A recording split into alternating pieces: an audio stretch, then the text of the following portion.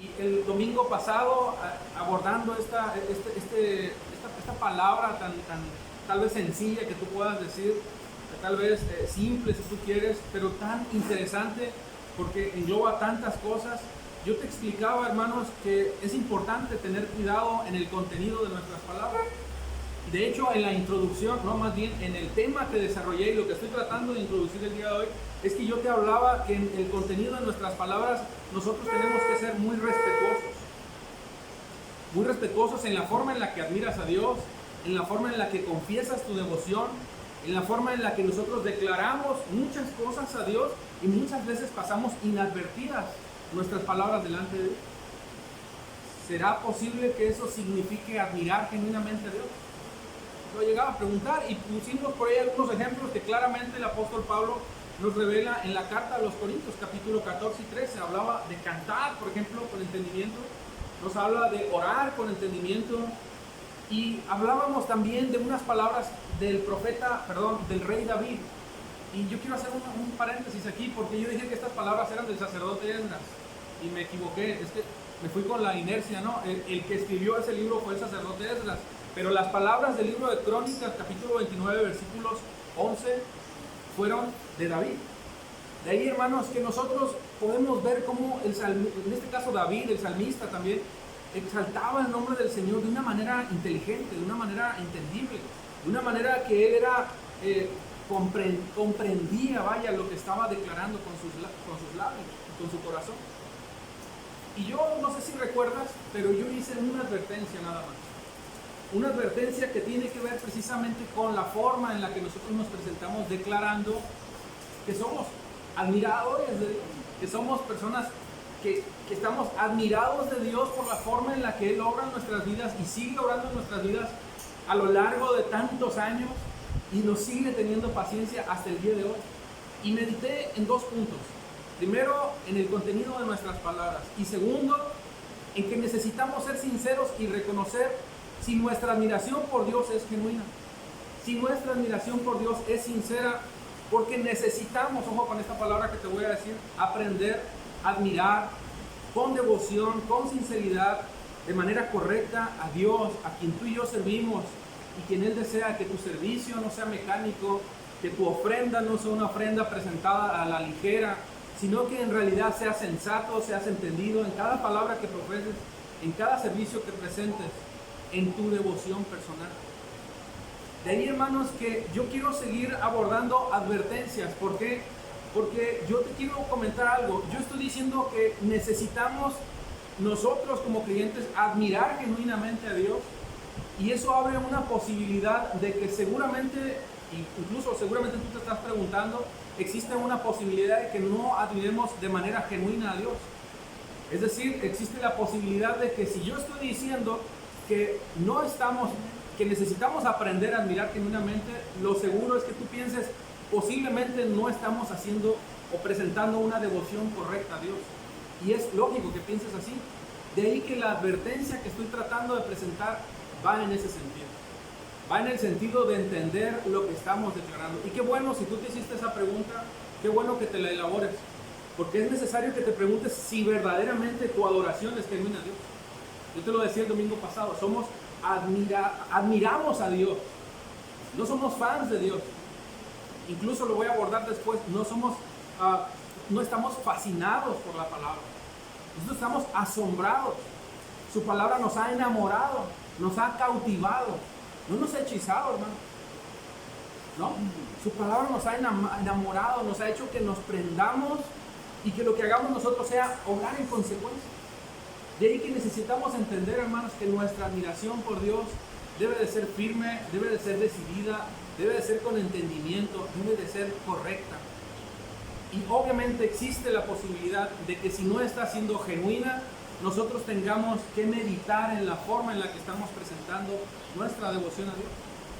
La forma en la que nosotros seguramente o posiblemente, y yo estoy seguro que sí, hemos sido ausentes en la sinceridad de nuestras palabras, pero no solamente en nuestras palabras, hermanos, sino en toda nuestra vida, siendo indiferentes en su palabra y reflejándola en el servicio, reflejándola en el ejercicio de mi fe, por lo cual tú y yo necesitamos enfatizar en eso. Hermanos, ¿admiramos a Dios correctamente? ¿En realidad somos genuinos en nuestra admiración, en nuestra devoción por Dios? ¿Entendemos lo que cantamos? ¿Estás corrigiendo tu vida día a día? La vida del creyente tiene que ser una vida de reflexión, te lo decía también.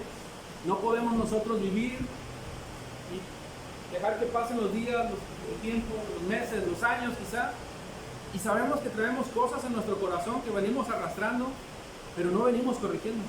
De ahí que la palabra de Dios lo que hace es llevarnos a Cristo, llevarnos a la misma palabra para que la misma palabra nos corrija.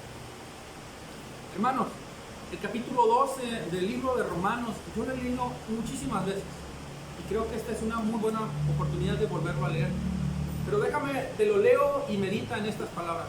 Dice Romanos capítulo 12, versículo 1, presenten vuestros cuerpos como sacrificio vivo. Subraya eso, como sacrificio vivo. Pero después dice, y santo, aceptable a Dios, que es vuestro culto racional. En la antigüedad, hermanos, se presentaban, en la ley de los sacrificios se presentaban las ofrendas a Dios, y obviamente la característica esencial de esa ofrenda es que esa ofrenda tenía que ser intachable, tenía que ser perfecta. Bueno, Jesús en este nuevo pacto representa esa perfecta ofrenda, pero nosotros representamos la vida de Jesús en la tierra.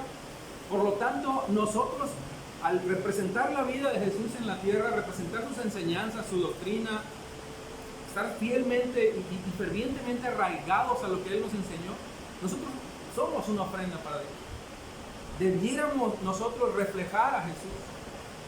Nosotros debiéramos ser lo que dice la segunda carta a los Corintios, capítulo 2, versículo 15, porque para Dios somos el aroma de Cristo entre los que se salvan.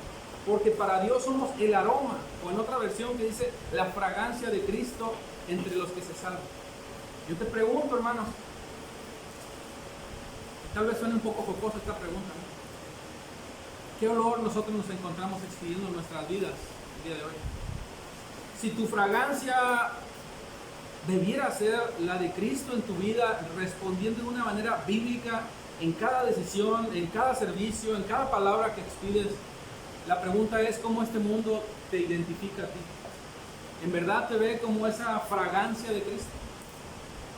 ¿Es verdad que tu práctica de fe, tu enseñanza y tus motivaciones representan la fragancia de Cristo? Yo no sé tú en la mañana, ¿no? Pero yo sí lo hice. Me queda poquito perfume, pero me puse lo último que quedaba acá. Y huele rico. Hermanos, esa fragancia que utilicé, obviamente no la usé sin levantarme temprano, ¿verdad? Darme un baño, refrescarme. Hermanos, nosotros no podemos venir con la fragancia de Cristo y la fragancia del mundo. De ahí que yo te expongo esto porque necesitamos entender que no se trata solamente de lo que venimos declarando. Se trata de tu admiración en todo el contexto de lo que vienes viviendo en tu vida en Cristo. El pastor decía el domingo pasado unas palabras muy interesantes en una reflexión y preguntaba ¿qué te distingue o qué te diferencia en tu vida como cristiano delante de los demás? ¿Qué te distingue, hermano? ¿Qué presentas de manera diferente incluso en tu círculo, en la comunidad de creyentes como cristiano, y que lo presentes y digan, wow, sin duda, esta mujer, este hombre, es una mujer y un hombre que vive diferente del Señor? Esa reflexión es importante, hermanos, porque nosotros no podemos vivir igual al paso de los años. Mire, yo por la gracia de Dios puedo decir que gracias a Dios no soy el mismo Juan Carlos de hace un año, y menos desde hace 15 años. Pero yo tengo que vivir pensando, si yo sigo arrastrando ese lastre de mi vida pasada, incluso, y sigue generando en mí tanta presión, no solamente mi vida pasada, mis conductas en la vida pasada, sino el mismo mundo, de tal manera de que yo lo venga arrastrando. De ahí que tú y yo necesitamos, hermanos, meditar en nuestra devoción por Dios. Hace muchos años, cuando yo conocí al Señor, tendría alrededor de 15 años, yo me acuerdo que a mí me invitaron a la iglesia donde inicié mis primeros pasos en la fe, y yo recuerdo que yo hice un hallazgo interesantísimo. Yo me sentí muy cómodo en ese lugar, y no precisamente por lo que se enseñaba o lo que se predicaba, yo me di cuenta, hermanos, que me identificaba tanto con el grupo de jóvenes y que ellos se identificaban tanto conmigo. Pero ¿sabes por qué?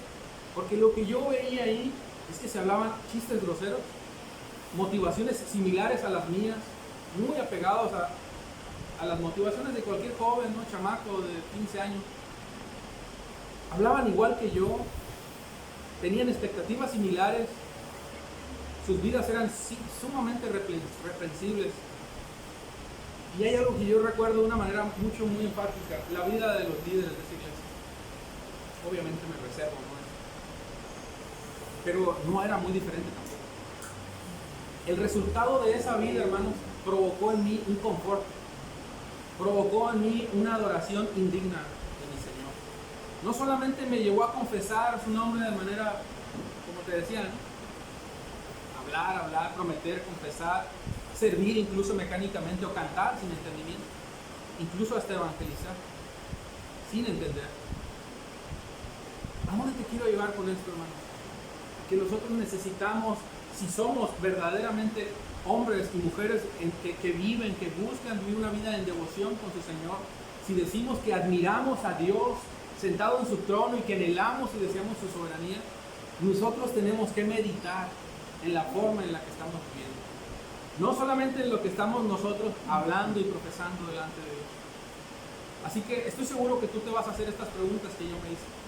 ¿Qué debo hacer como creyente para que mi devoción a Dios y la declaración de mis palabras, mi servicio, mi canto, armonicen y sean genuinos delante de Dios? Es que yo te he venido diciendo que necesitamos aprender. La pregunta es, bueno, ¿y qué debo hacer? ¿No? ¿Qué debo hacer? ¿Cómo descubro si existe ausencia de sinceridad en mi corazón, en mi devoción a Dios? Y eso repercute en mi servicio, no solamente en mis palabras, repercute en mi profesión de fe, repercute allá afuera con los que me ven, los que me rodean, la manera en la que me desenvuelvo, la manera en la que decido. Y yo hablé de una advertencia, y la primera de ellas, incluso con esto empiezo explicándote cómo nosotros podemos entender si realmente somos genuinos en nuestras palabras y cómo podemos aprender a admirar genuinamente a Dios, no como hombres fascinados por la palabra, porque no estamos fascinados, insisto en esto, estamos enamorados de Dios y de su palabra. Lo que nosotros tenemos que hacer es precisamente analizar las advertencias que hay en su palabra. Yo te leía Mateo capítulo 7, versículo 21. No todo el que me dice Señor, Señor entrará al reino de los cielos, sino el que hace la voluntad de mi Padre que está en los cielos. Hermanos, Dios demanda seriedad en nuestras declaraciones.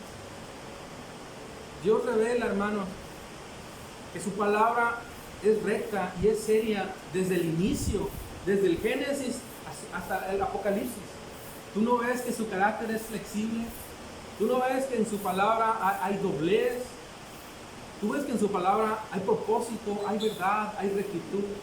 Él no está jugando a crear galaxias, no está jugando en medio de una generación indiferente a su palabra, a ver a qué hora su pueblo vuelve de su rebeldía y se alinea a su voluntad. Él no está jugando. Por lo tanto, tu manera en la que debes de ver las Escrituras es con absoluta seriedad. La historia de la redención no es un juego, hermano. Estamos hablando de nuestra salvación, de nuestra santificación, de la eternidad, de mi relación con Dios, pero también estamos analizando lo que estamos diciendo al Rey de Reyes. Y yo te explicaba el domingo pasado, cantaban Rey de Reyes precisamente. Y yo te decía, medita en ese canto. No aplaudas por aplaudir, como dice Pablo en el capítulo que leíamos en la carta a los Corintios, me parece el capítulo 2. Entiende lo que estás diciendo, pero hay más advertencias. Y si nosotros realmente decimos ser genuinos en nuestra adoración, en nuestra forma en la que estamos teniendo una devoción con Dios, nosotros tenemos que ser serios en nuestras palabras, serios en lo que estamos declarando. El Evangelio de Mateo capítulo 12 versículo 36 revela una doble enseñanza, pero yo me voy a enfocar solamente en una. Jesús fue acusado por los fariseos de liberar a un endemoniado y le decían que liberara al endemoniado por el mismo demonio, no por Belcebú. Pero hace una advertencia, y no me voy a enfocar en ese punto, me voy a enfocar en la advertencia que hace. Habla de un inminente juicio y de toda palabra inútil que sale de nuestra boca. ¿De toda palabra qué? Hermanos, y ese juicio y ese inminente juicio y esa advertencia no es para los incrédulos o no era especialmente para los fariseos, es para nosotros. Y el capítulo 12, versículo 36, el libro de Mateo, en la Nueva Biblia de las Américas dice, Pero yo les digo que toda palabra vana, hermanos, toda declaración inútil, todo pronunciamiento, todo dicho, incluso cada promesa como lo vamos a hacer. Continúo, dice, que hablen los hombres, nosotros, darán cuenta de ella en el día del juicio, porque por tus palabras serás justificado y por tus palabras serás condenado. Hermanos, te lo decía, no es una advertencia únicamente contra sus adversarios, es una advertencia para nosotros también. De ahí que yo vuelvo a preguntar, ¿qué estamos declarando? ¿Qué estamos profesando? ¿Qué estamos diciendo? ¿Cómo estamos sirviendo? ¿Hay un servicio mecánico? ¿Hay una práctica de fe muy ritualista? ¿Muy mística? Bueno, eso tiene que ver con la forma en la que tú admiras a Dios. Y lo que yo quiero hacer es que, porque ese es el tema, el título de nuestro estudio, bueno, nuestro devocional, tiene que ver con, el tema tiene que ver con admiremos la soberanía y la bondad de Dios, pero el tema principal tiene que ver con la preeminencia del amor. Lo que yo estoy tratando de traer a tu vida es esa admiración correcta que tú y yo debemos de traer a nuestras vidas. No como una fascinación, sino como una verdadera, una genuina vida enamorada de Dios por su palabra. Y lo que dice el Evangelio de Mateo aquí es que habrá un eminente juicio. Y tú me dirás, bueno, lo bueno es que eso es para los que no creen en Cristo, ¿verdad? Lo bueno es que eso es para los incrédulos. Hermanos, la Escritura dice que todos estaremos delante de Él. Todos rendiremos cuenta. En ese juicio nadie se escapará. Todos estaremos sentados y estaremos en ese lugar y habremos de ser juzgados. Y lo cierto es, como dice aquí, que habrán elementos de prueba. Y uno de los elementos de prueba que yo no entiendo cómo en la omnisciencia de Dios traerá a juicio son nuestras palabras. Ya sea para justificarte o para condenarte. Yo no tengo ni idea cómo va a ser ese día del juicio. Obviamente no tengo ni idea ni puedo enseñarlo porque no viene, no explica más acerca de eso la Escritura. Pero lo que sí sé, por mi experiencia como abogado, es que primero que nada será un juicio sin precedentes. Y en mi experiencia como abogado me ha tocado estar en audiencias. Y créanme, las audiencias, en este tipo de audiencias que se resuelven, son tensas, son complejas, son difíciles. Pero a mí lo que más me va a asombrar, es como el inminente juicio y la aterradora forma en la que Dios presentará ese juicio traerá incluso nuestras palabras para condenarnos o para justificarnos. Para condenarnos o para justificarnos. Yo no sé cómo en la omnisciencia de Dios nos revelará esa película en ese momento y nos explicará, mira, tú hablaste esto, dijiste esto. Y tú vas a dar cuenta por esas palabras. Yo no sé realmente cómo eso va a ser posible, pero Dios lo está diciendo y ese juicio es inminente. Y todos vamos a estar en ese juicio. De ahí, hermanos, que nuestras palabras deben de ser serias porque lo estamos profesando, lo estamos declarando. Y si estamos profesando que nuestra devoción, nuestra admiración por Dios es genuina, y lo declaramos soberano, Dios, y le cantamos y le servimos, bueno, hermanos, comencemos para hablar seriamente lo que estamos diciendo. O sea, sé serio, sé sensato en tus palabras. Esto que está hablando incluso el Evangelio de Mateo tiene que ver con promesas, con lo que estamos profesando. Y en esa sala en la que se va a vertir un juicio, sin duda alguna habrá un veredicto. Sin duda alguna habrá un acusado, pero sin duda alguna también habrá un abogado. ¿Y qué te estoy tratando de decir con esto? De que, hermanos, no por eso nos relajemos, porque ciertamente nuestro Señor Jesucristo, nuestro abogado, abogará por nosotros. Pero no nos engañemos, como dice Santiago. Él conoce a los que son suyos. Y necesitamos ser serios en lo que venimos profesando. Otra advertencia que también habla la Escritura acerca de lo que nosotros profesamos, y con ello quiero seguirte alineando para que entiendas cómo verdaderamente nosotros podemos ser entendidos de nuestra admiración y devoción por Dios. Es lo que dice el proverbista o Salomón en el capítulo 20 de Proverbios, versículo 25. No lo leas, yo te lo voy a leer. Lazo es al hombre hacer apresuradamente voto de consagración y después de hacerlo reflexionar. Suena insensato, ¿verdad? Pero dice, no prometas, en pocas palabras, no hagas un compromiso de forma pública, incluso de manera personal a Dios, no lo hagas y después lo tomes muy a la ligera. En pocas palabras, muestra seriedad, no seas insensato. Lo que vas a prometer a Dios, cúmplelo. No lo prometas y luego reconsideres. Porque lo que Dios dice es que es un lazo que está literalmente cayendo sobre ti mismo. Porque aquí incluso lo podemos alinear con lo que dice Mateo 16, 12, 36. Inevitablemente darás cuenta de esas palabras. Y Dios dice que aborrece los labios mentirosos, capítulo 12 de Proverbios, versículo 21. Que tus palabras, hermanos, no sean frases aventadas al aire, o como decimos, ¿no? Que no sean simples palomazos, sino que tu devoción en realidad te lleve a meditar genuinamente en tu devoción por Dios, y que esa devoción, ese respeto, esa reverencia a Dios te lleve a profesar labios, profesar palabra a Dios con tus labios, pero con tu corazón, no con tu engaño, no engañándote, no pretendiendo tomarle el pelo, como dicen, no, a Dios, porque nadie le va a tomar el pelo a Dios. Que tus palabras sean serias y armonicen con tus declaraciones. Eclesiastés 5, capítulo 5, versículo 2. No te des prisa con tu boca ni en tu corazón se apresure a proferir palabra delante de Dios, porque Dios está en el cielo y tú sobre la tierra, por lo tanto sean pocas tus palabras. Otra vez, sé serio en el contenido de tus palabras. Armonízalo con la devoción o la forma en la que tú dices que admiras a Dios. No te apures en tus declaraciones, que tu lengua no corra, al igual que tus emociones, tras tu corazón, en declarar cosas que son solamente producto de una fascinación y no una devoción, una admiración genuina al Dios que tú y yo decimos servir, y que debería de corresponder en un asombro genuino de respeto y de devoción a Dios. Pero dice, porque Dios está en el cielo y tú en la tierra. Esta es una manera, permítame agregarle, muy sencilla de entender. Es que, hermano, Dios es tan excelso, Dios es tan supremo, Dios es tan omnisciente, tan poderoso, que te va a escuchar. Dios no va a tomar a... Dios va a escuchar lo que estás diciendo. Cada palabra que tú digas, Él lo va a escuchar.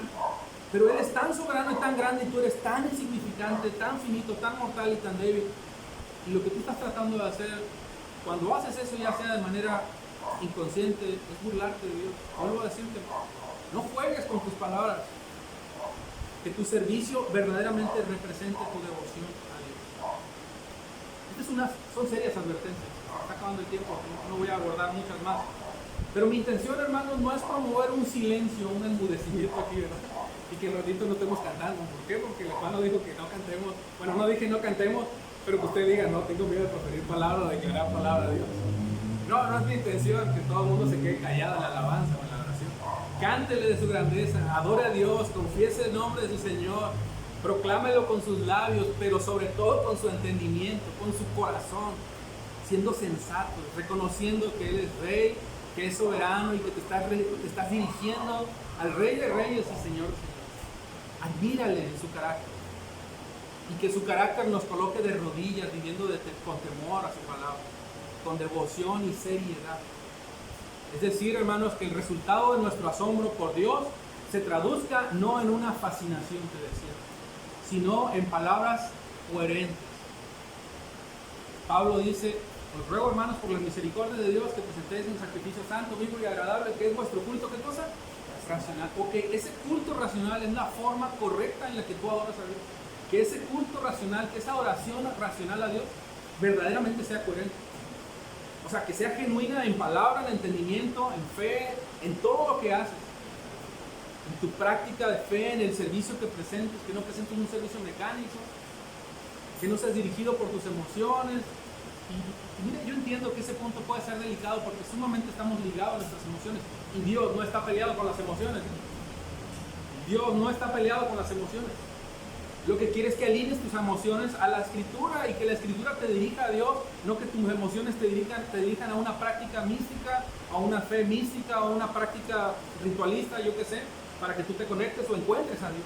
Porque no vamos a encontrar a Dios ni vamos a buscar a Dios fuera de su palabra. Amén. Es aquí donde nosotros necesitamos enfocar. De ahí, hermanos, que ningún discípulo, fíjate que no estoy usando la palabra creyente, estoy diciendo ningún discípulo, ningún seguidor de Jesús puede hacer declaraciones o votos a la ligera. Ningún discípulo habla en sus labios y en su corazón por instinto a Dios o por un simple reflejo. Todo discípulo de Dios dice amén entendiendo el contenido de sus palabras. Declara la gloria de Dios entendiendo al Rey que se dirige. ¿Qué otra cosa podemos hacer como creyentes si nuestra admiración es genuina o deseamos que nuestra admiración sea genuina por Dios y deseamos alinearla a ese propósito de Dios? Bueno, definitivamente, hermanos, necesitamos ser expuestos a lo que te decía hace un momento, a la luz de las Escrituras. Te lo decía hace un momento, nada nos podrá llevar de manera genuina y en devoción y admiración y asombro a Dios si no es su misma palabra. Eso significa que tienes que leer. No es nada más tenerla aquí, ¿verdad? Hermano, léela. O sea, tienes que leer las Escrituras. Yo no sé cómo explicarte esto porque no sé cómo decírtelo en otras palabras. Pero yo no sé cuánto tiempo medites o reflexiones tú en la semana. No recuerdo cuántas horas tiene en la semana, 168, no sé, algo así. Yo no sé cuántas horas medites en la semana en las Escrituras. Y no te estoy diciendo de leerla no, te estoy hablando de meditar. Te estoy hablando de profundizar, de exprimir hasta la última gota de la palabra y decir, gracias Dios por lo que me has mostrado. Gracias Dios porque tu palabra se muestra seria para mí y tú deseas que yo la entienda con seriedad. Hermanos, es lamentable esto que te voy a decir, pero es algo cierto. Yo he encontrado y he escuchado a creyentes que dicen que se conectan con Dios de muchas formas, pero nunca refieren que buscan conocer o admirar o asombrarse de Dios a través de su palabra. En alguna ocasión escuché a uno que decía que le gustaba mucho conectarse con Dios y perderse en la naturaleza. Irse por ahí, a vagar en la naturaleza y hablar con Dios. Y afirmaba que él ahí se conectaba con Dios. Y yo creo, hermanos, yo no estoy diciendo que no lo hagas, porque es bueno salir, irse al monte si tú quieres, a un lugar solo, apartarse y comunicarse con Dios. Hablar con Dios, pero la naturaleza a mí no me va a llevar a Dios. O sea, la naturaleza, como dice el Salmo 19:1, me va a contar la gloria de Dios. Me va a revelar a mi sustentador, a mi hacedor, al dueño de todo. Pero la naturaleza no tiene un efecto de darme el conocimiento, de profundizar en las Escrituras. Hermanos, o sea, no sé si me estoy explicando, pero nosotros no vamos a conocer a Dios practicando senderismo.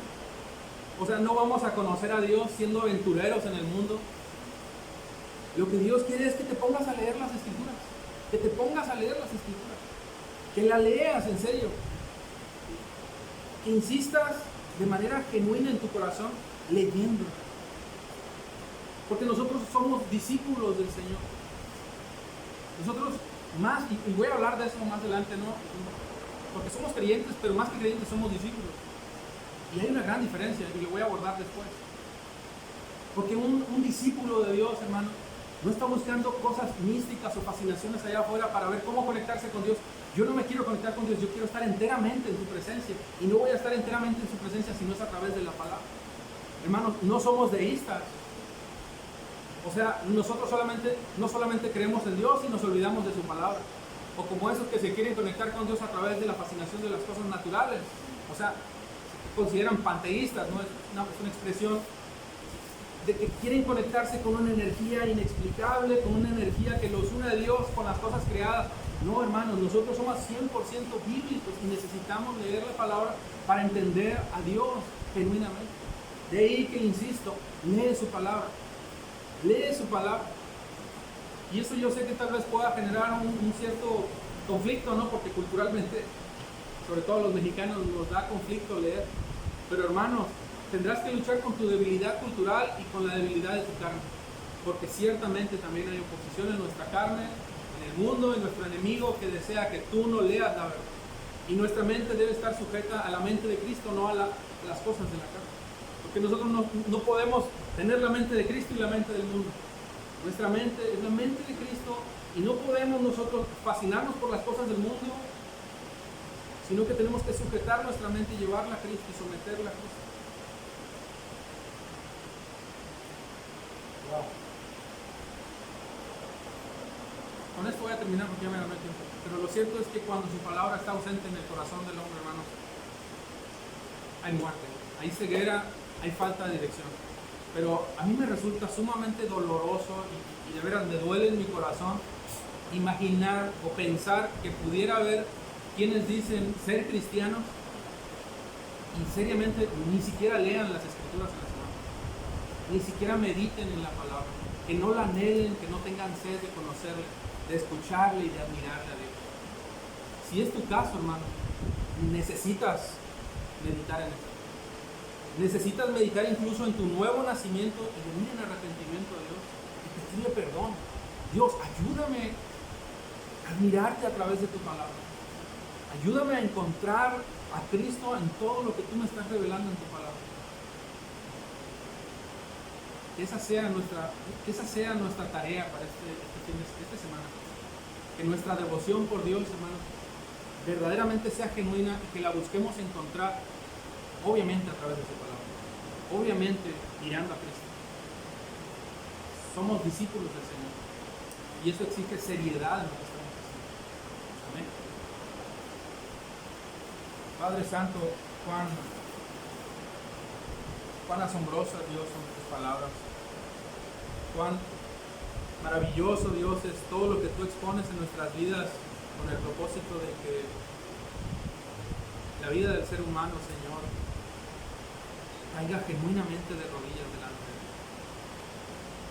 Señor, yo quisiera, Dios, que, como dice tu palabra, esa mujer que dice tu palabra que fue admirada por las palabras que habló Pablo, Dios, esta mujer Lidia en la ciudad de Tiatira, que dice que su entendimiento fue abierto en Hechos capítulo 14.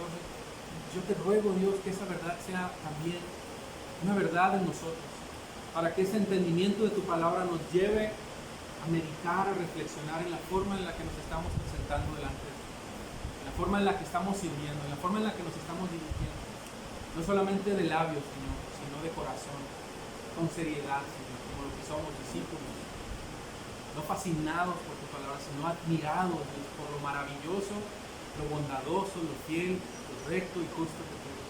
Ábrenos el entendimiento, Señor. Asómbranos más con tu palabra, llénanos más de Cristo y llévanos más a Cristo solamente a través de tu palabra, porque te lo pedimos en el nombre de Jesús. Esa es nuestra oración, Señor. Amén. Amén. Bendecido Dios.